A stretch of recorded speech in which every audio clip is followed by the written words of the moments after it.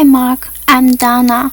My student number is S0441052.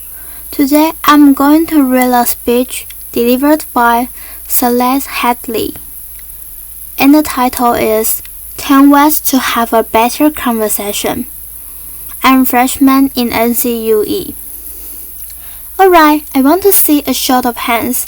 How many of you have unfriended someone on Facebook because they said something offensive about politics or religion, childcare, food, laughter?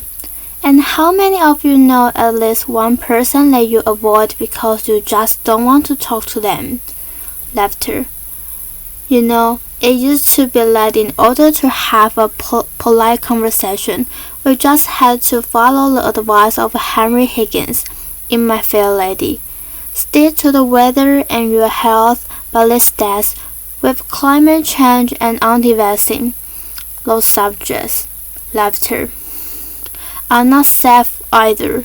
So this world that we live in, this world in which every conversation has the potential to devolve into an argument where our politicians can speak to one another and where even the most trivial of issues have someone fighting both passionately for it and against it.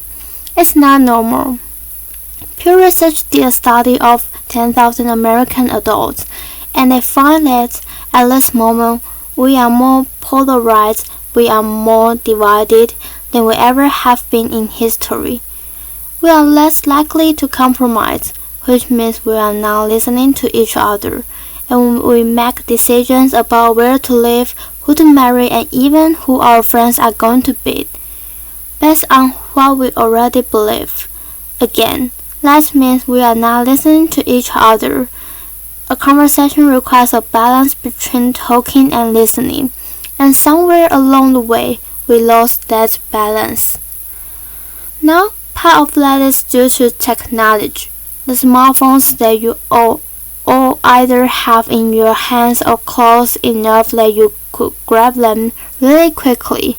According to Pew Research, about a third of American teenagers send more than 100 texts a day, and many of them, almost most of them, are more likely to text their friends than they are to talk to them face to face. There's this great piece in the Atlantic. It was written by a high school teacher named Paul Bower, and he gave his kids a communication project. He wanted to teach them how to speak on a specific subject without using notes, and he said this: I came to realize laughter. I came to realize that conversational competence might be the single most overlooked skill we fail to teach. Kids spend hours each day engaging with ideas and each other through screens, but rarely do they have an opportunity to hone their interpersonal communication skills.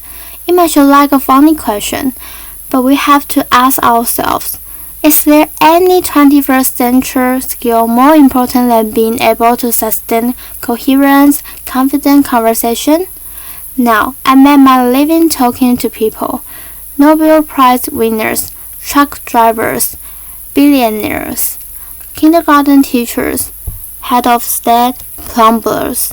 I talk to people that I like. I talk to people that I don't like.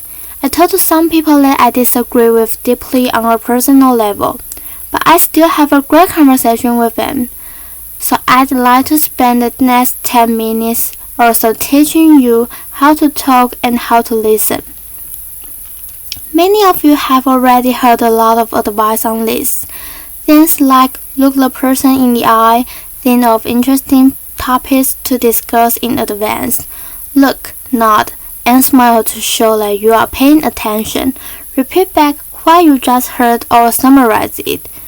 So I want you to forget all of that. It is crap. Laughter. There is no reason to learn how to show you are paying attention if you are in fact paying attention.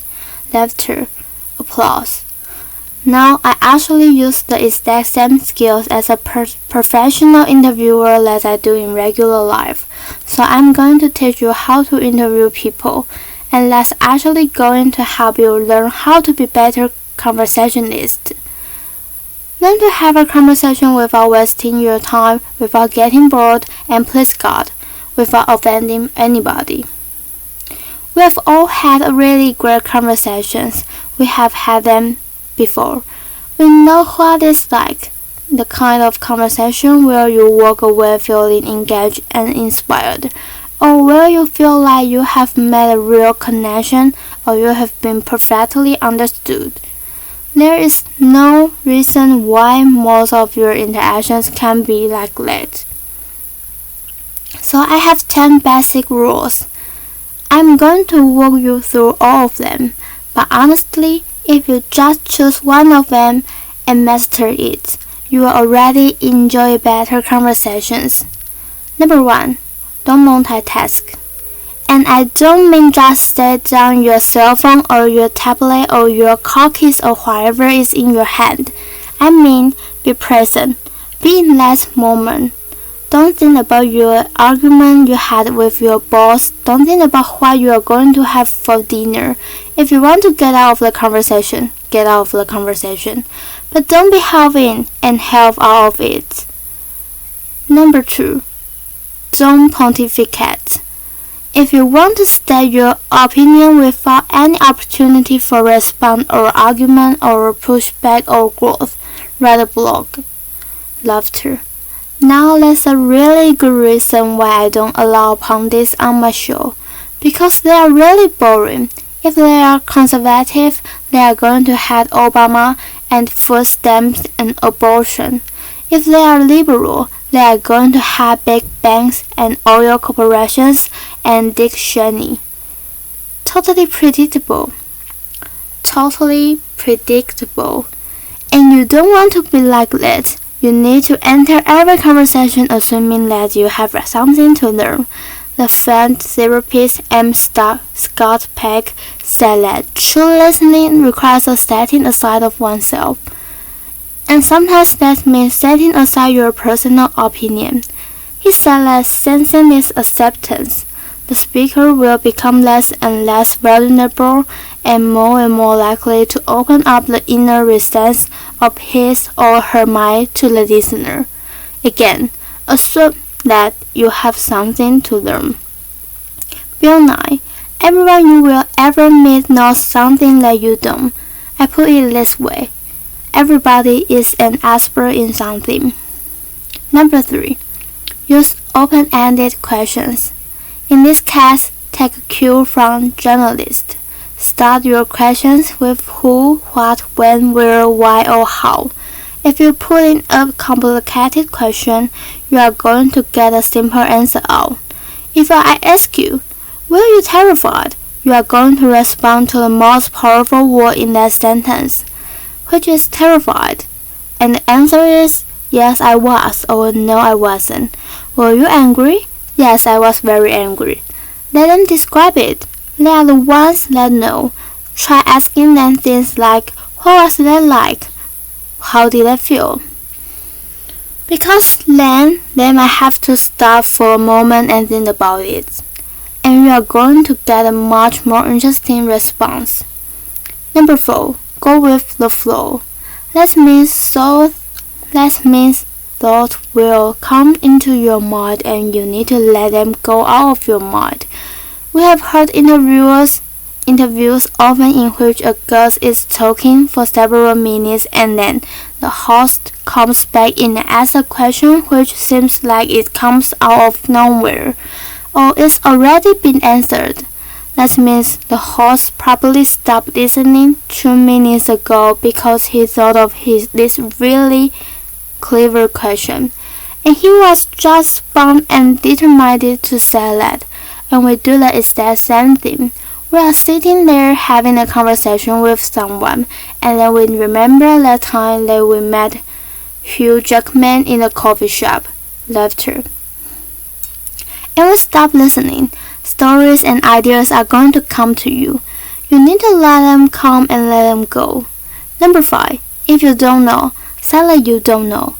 Now people on the radio, especially on NPR, are much more aware that they are going on the record, and so they are more careful about what they claim to be an expert in and what they claim to know for sure. Do that. Err on the side of caution. Text should not be cheap. Talk should not be cheap. Number 6. Don't equate your experience with theirs. If they are talking about having lost a family member, don't start talking about the time you lost a family member. If you are talking about the trouble they are having at work, don't tell them about how much you hate your job. It's not the same. It is never the same. All experiences are individual, and more importantly, it is not about you. You don't need to take that moment to prove how amazing you are or how much you have suffered.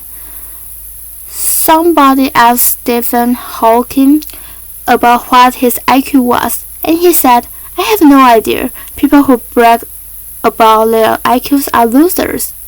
Laughter. Conversations are not a promotional opportunity. Number 7. Try not to repeat yourself. It's condescending and it's really boring, and we tend to do it a lot, especially in work conversations or in conversations with our kids. We have a point to make, so we just keep rephrasing it over and over. Don't do that. Number 8. Stay out of the weeds. Frankly, people don't care about the years, the names, the dates, all those details that you have struggling to come up with in your mind. They don't care. What they care about is you. They care about what you are like, what you have in common, so forget the details. Leave them out. Number 9. This is not the last one, but it is the most important one. Listen.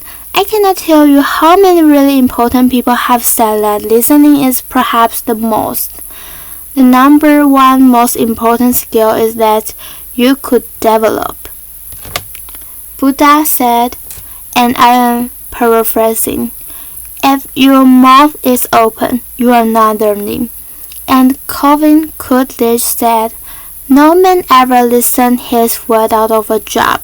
Laughter. Why do we not listen to each other? Number 1, we'd rather talk. When I'm talking, I'm in control. I don't have to hear anything I'm not interested in. I'm the center of attention.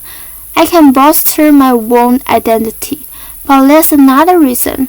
We get distracted. The average person talks at about 225 words per minute. But we can listen at up to 500 words per minute.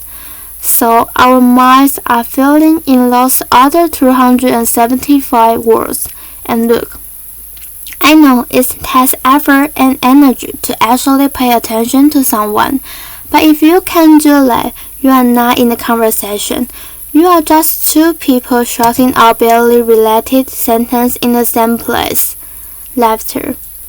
You have to listen to one another. Stephen Hawking said it very beautifully.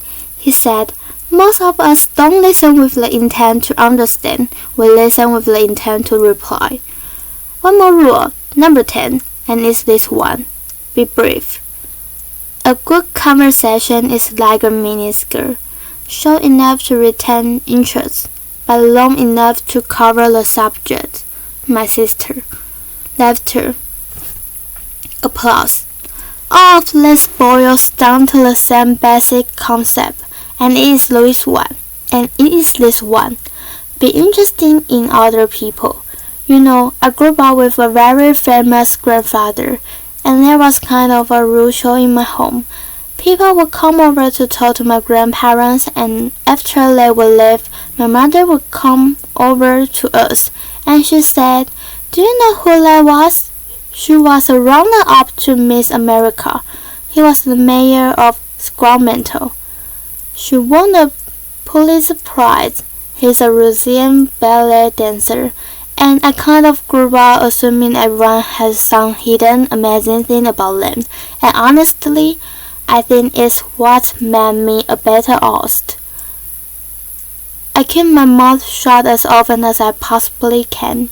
I keep my mind open, and I'm always prepared to be amazed, and I'm never disappointed. You do the same thing. Go out, talk to people, listen to people, and most importantly, be prepared to be amazed. Thanks. Applause.